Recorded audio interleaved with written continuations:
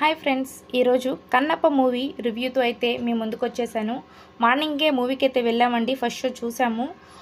Story అయితే అందరికీ తెలిసిందేనండి. భక్త కన్నప్ప అనే స్టోరీ అందరికీ తెలిసిందే.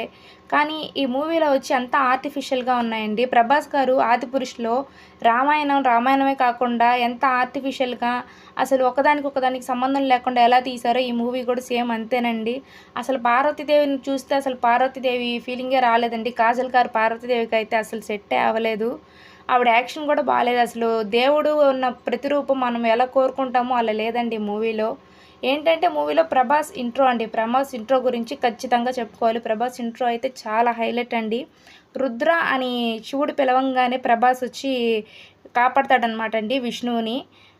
అలా జరిగే ఒక ఇదిలో ప్రభాస్ ఇంట్రో జరిగే ఒక 20 మినిట్స్ మాత్రమే చాలా హైలైట్గా గూస్ బంప్స్ వచ్చేటట్టు ఉన్నాయి. కానీ ఇంక మూవీ అంతా అంతంత మాత్రమేనండి, అంతగా ఏమీ లేదు.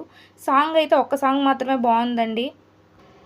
అసలు ఈ తరం జనరేషన్ వారికి భక్త కన్నప్ప గురించి తెలియజేయాలి అని అనుకోవడం మంచి విషయమే. కానీ ఇప్పుడున్న జనరేషన్ తగ్గట్టు మూవీలు తీయకూడదండి. అప్పట్లో ఒక భక్త కన్నప్ప ఎలా ఉన్నాడు, తన భక్తి ఎలాంటిదని ఇప్పుడున్న జనరేషన్ పిల్లలకు చూపిస్తే చాలా బాగుంటుందండి.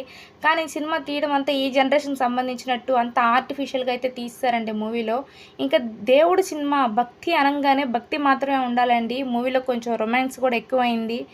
ఇంకా విష్ణువు హీరోయిన్ మధ్య ఒక సాంగ్ అయితే ఉంటుందండి. దాంట్లో రొమాన్స్ చాలా ఎక్కువైందండి. మనం చూసిన పాత భక్త కన్నప్ప సినిమాలో అసలు అంత ఇదిగా ఏమీ చూపించలేదు. ఓన్లీ భక్తి మాత్రమే అనేది చూపించారండి ఈ మూవీలో. కానీ ఈ మూవీ అంతగా ఏమీ లేదండి. చూడొచ్చు. ఏంటంటే స్టోరీ మాత్రం మనకు ఆల్రెడీ తెలుసు. తెలియని వాళ్ళ స్టోరీ ఏంటని చూడొచ్చు. కానీ అంతగా ఏం లేదండి. నిజానికి అబద్ధానికి ఎంత తేడా ఉందో అంత తేడా ఉందండి అసలు మూవీలో అయితే. భక్త కన్నప్ప స్టోరీయా లేకపోతే ఇంకా ఇదేమైనా కొత్త మూవీ తీసారా అన్నట్టు ఉందండి. అసలు దేవుడికి సంబంధించిన మూవీ లాగే లేదు. క్యారెక్టర్స్ కూడా అసలు సరిగ్గా ఇవ్వలేదండి ఎవరికి.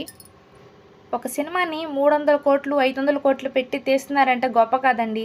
ఒక కథని, నిజంగా జరిగిన భక్తికు పూర్వమైన కథని ప్రజలకు అందించాలన్నప్పుడు దాన్ని కళ్ళకు కట్టినట్టు చూపించాలండి. నిజంగా భక్త కన్నప్ప ఎలా ఉన్నాడు, పార్వతీదేవి ఎలా ఉంది, శివుడు ఎలా ఉన్నారు, అప్పటి కాలంలో వాళ్ళ ప్రతి స్వరూపాలు ఏంటనేది చూపించాలి. కానీ సినిమాలో మొత్తం ఆర్టిఫిషియల్గా చేసేసారండి. అసలు కాజల్ గారికి అయితే అస్సలు సెట్ అవ్వలేదండి ఈ పార్వతీదేవి వేషం. అసలు పార్వతీదేవి లాగే లేదు.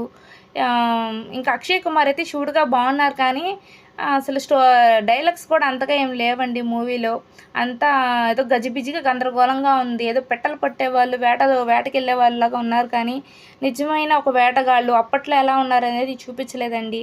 ఒక భక్తిపూర్వకమైన సినిమా తీస్తున్నారంటే దయచేసి మంచిగా తీయండి. ఇప్పుడున్న జనరేషన్ పిల్లలకి అర్థమయ్యేటట్టు తీస్తే బాగుంటుందండి. అయితే మూవీ ఉన్న జనరేషన్ పిల్లలకైతే అర్థమవుతుందండి. 90s కిడ్స్ 80s కిడ్స్కి అంతా కూడా ఏంటో విచిత్రంగా అనిపిస్తుంది. ఇది భక్త కన్నప్ప స్టోరీ అనిపిస్తుందండి. కానీ ఇప్పుడు జనరేషన్ పిల్లలు చూడొచ్చు. వాళ్ళకి తగ్గట్టే ఉందండి మూవీ. ఇంకా బ్యాక్గ్రౌండ్ లొకేషన్ అయితే అవి మాత్రం బాగున్నాయండి. మీకు నచ్చినట్లయితే మూవీని థియేటర్లో వెళ్ళి చూడండి. ఓకేనా? Thank you friends.